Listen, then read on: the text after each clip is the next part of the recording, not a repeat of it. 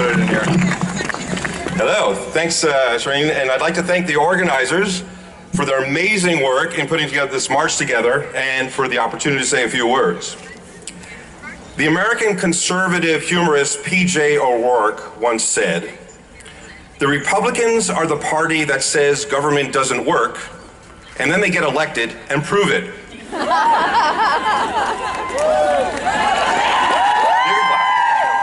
So for instance, the embassy over here. Republicans have consistently cut budgets to the point where the U.S. Embassy in Copenhagen is understaffed, and the people working there are working longer hours, often for increasing workload, and Americans and Danes here have to suffer longer wait times. And I'm sure that most of the Americans and Danes working at the embassy are as concerned about this new administration as we are.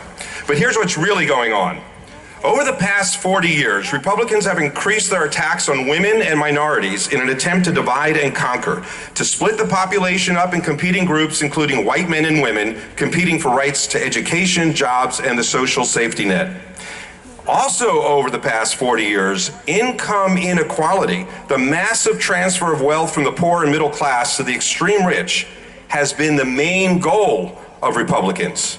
It turns out that income inequality affects women more than men, as women typically earn less than men, not to mention for the same work, and in many cases women are raising children alone.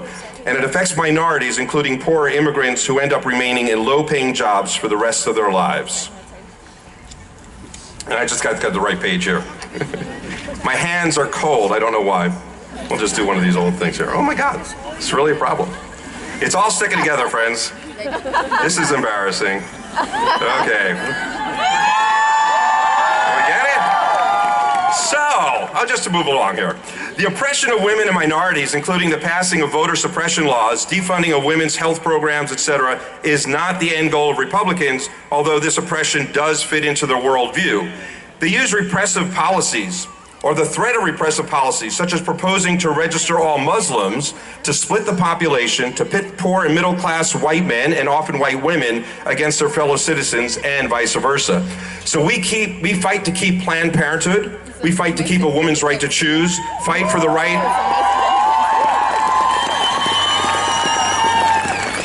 We fight for the right of a transgender person to use the bathroom they feel comfortable with. But we're doing exactly what the Republicans want us to do. While we're fighting for all these serious issues, Republicans are systematically privatizing the public sector and dismantling government. Just look at the current cabinet nominees, taking away the middle class's pension funds and writing laws that let the extreme rich keep avoiding paying their fair share of taxes. So imagine that you own a house, and in this case the house is the United States. And the Republicans have a backhoe, one of those machines, and want to steal everything inside and then dig away at the foundation so the house will collapse. But they also set fire to the top floor.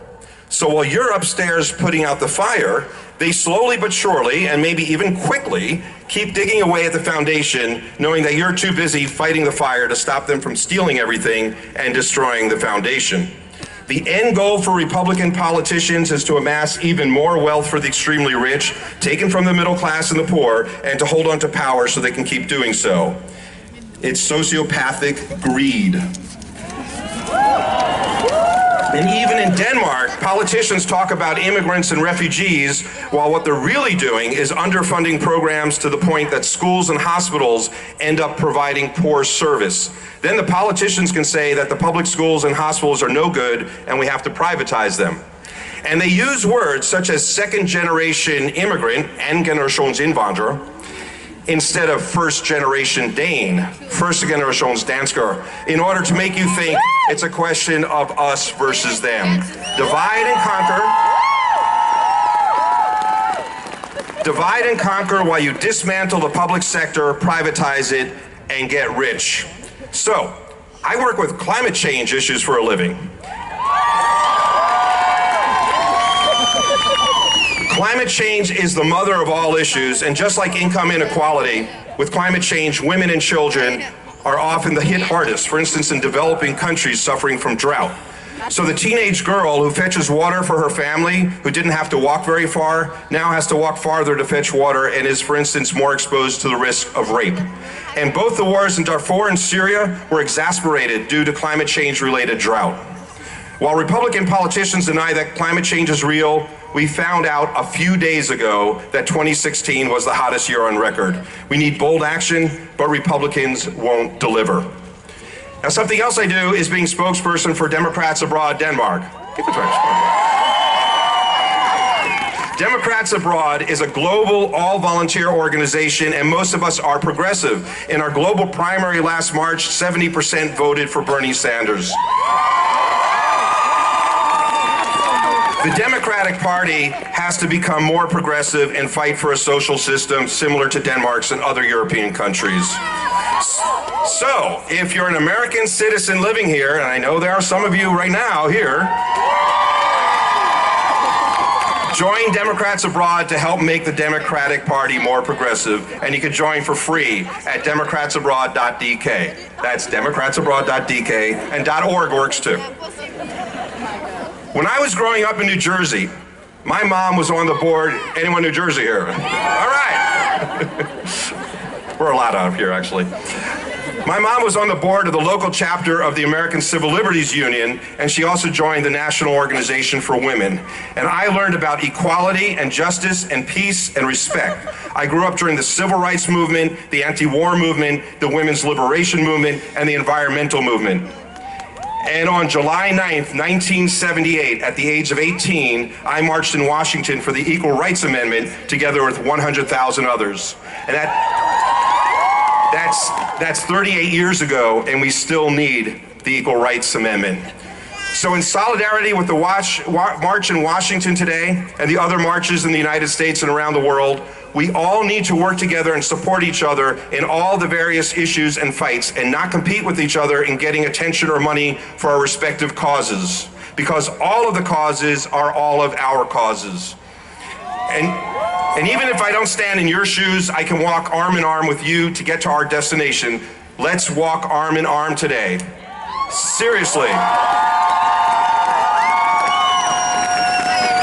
In the spirit of Martin Luther King Jr. and the Civil Rights Movement, and the Black Lives Matter movement, and the Peace Movement, and the Women's Rights Movement, and the Native American Rights Movement, and the LGBTQ rights movement, the environmental movement, walk arm in arm or hand in hand, even with a stranger, as we march to Christiansborg, as we march for justice and women's rights and LGBTQ rights and minority rights and human rights, as we march for the health of the planet, as we march for each other, and as we march for those who can't march, who don't have a voice.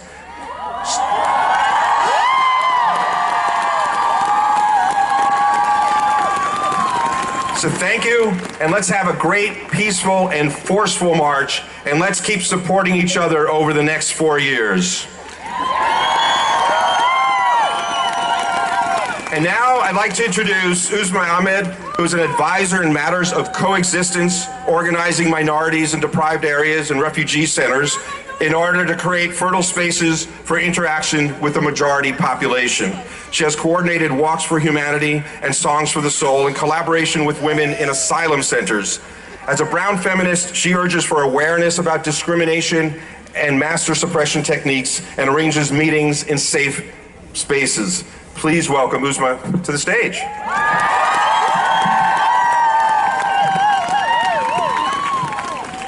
Hej København! Hvor er det fedt, hvor er der mange. I kan slet ikke se det dernede. I kan slet ikke se, hvor mange vi er heroppe. Det er virkelig flot. Hej